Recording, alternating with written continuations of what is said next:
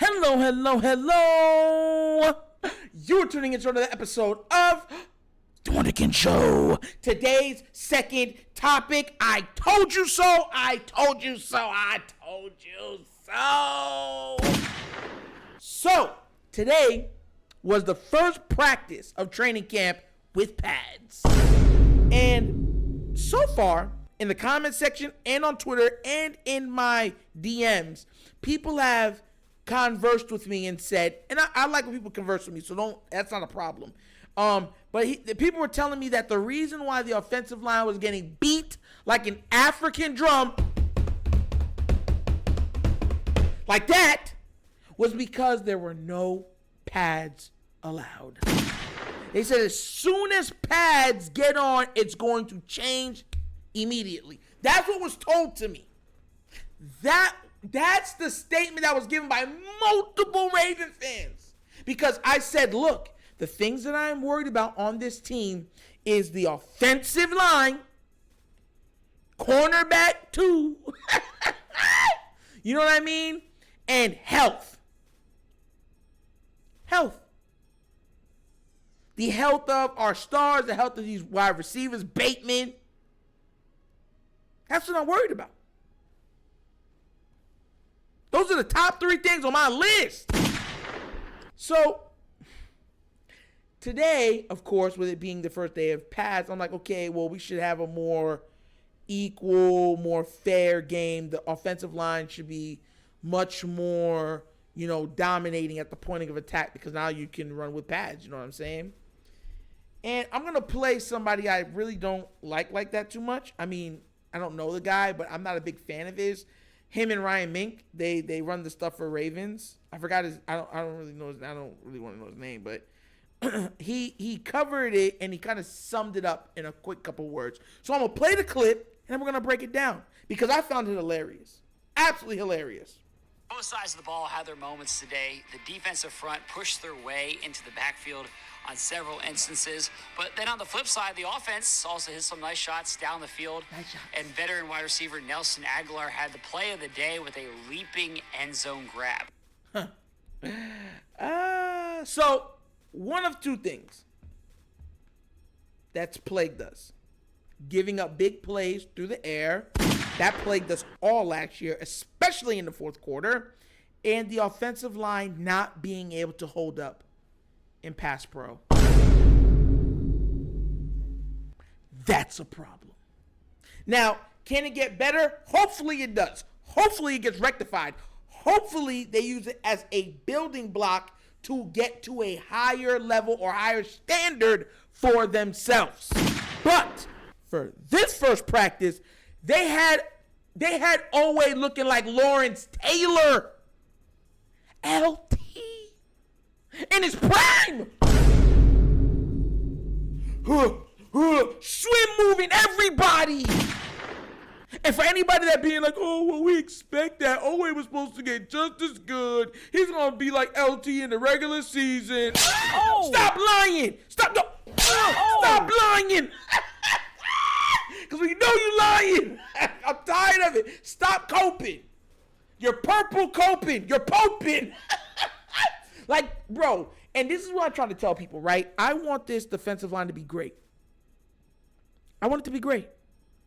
I want Ajabo, Matabike, you know what I'm saying, Pierce, Owe. I want them to be good. But if they're beating down our offensive line, something is up. Something is up. They were living in the backfield. Multiple tackles for losses. They couldn't even block the run properly. Now, once again, I'll preface this by saying it's the first day with pads.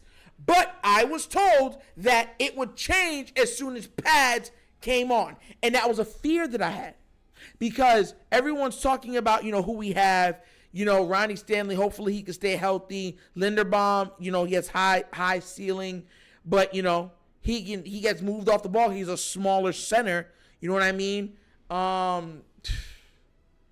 Morgan Moses, I do not trust him. No.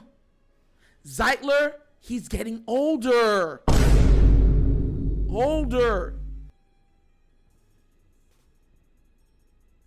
who else do we think we're going to have on that side?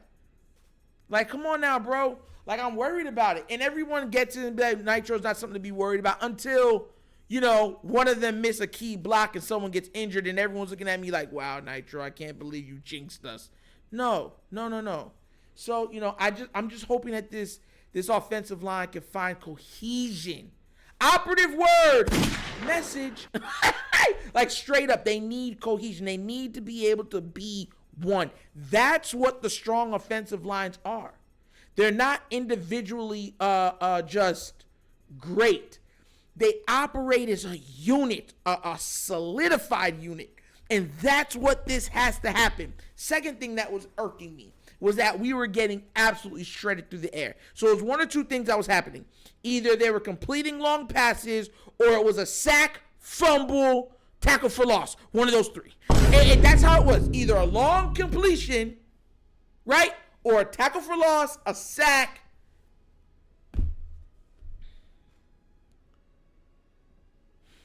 or a strip, fumble. That's crazy to me, man. These things have to get worked out if we are going to be where we want to be. These teams understand and they watch what the deficiencies of these teams are. They know we need to get better every single season so that the deficiencies of last year do not plague us this year.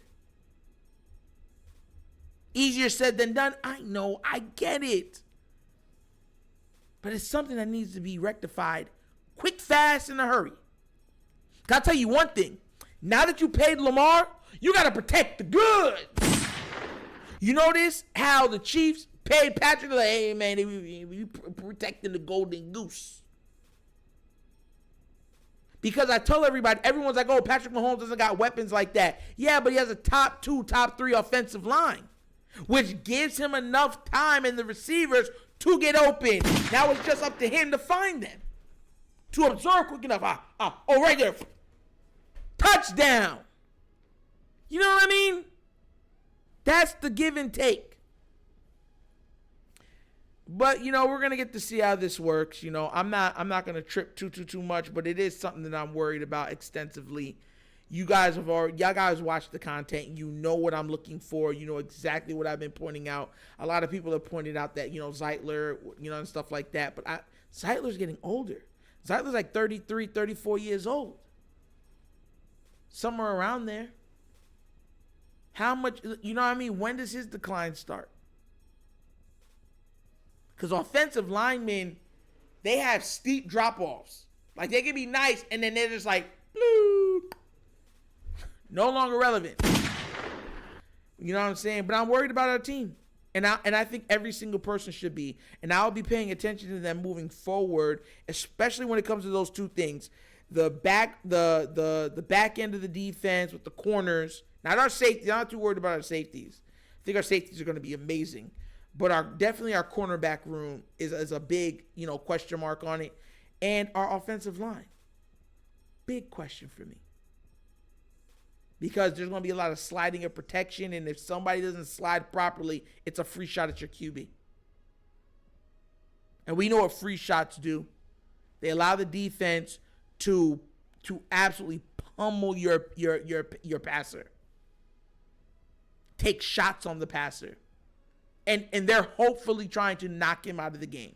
They're not trying to kill him or injure him, but at least puff him up that he can't play or finish the rest of the game. That's what's on a lot of their minds.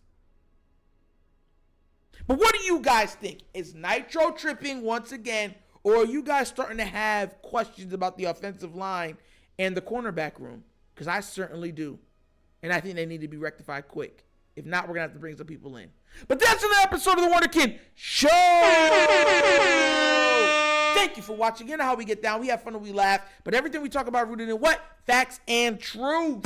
Please do remember, like, subscribe, hit the notification bell, and leave a comment. You know I love the comments. Just be respectful, please. And if you would like to donate to this channel, bottom of the screen on this side, QR code. QR codes to a Cash App. The name of the Cash App, $, The Wunderkind Show.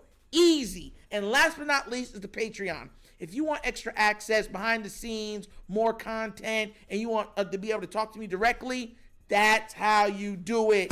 3 tiers. They're all very well worth it. Pick one. Let me know what you think about it, all right? But once again, this is The Wunderkind Show. This show's Nitro signing off. And as always, you guys know my slogan.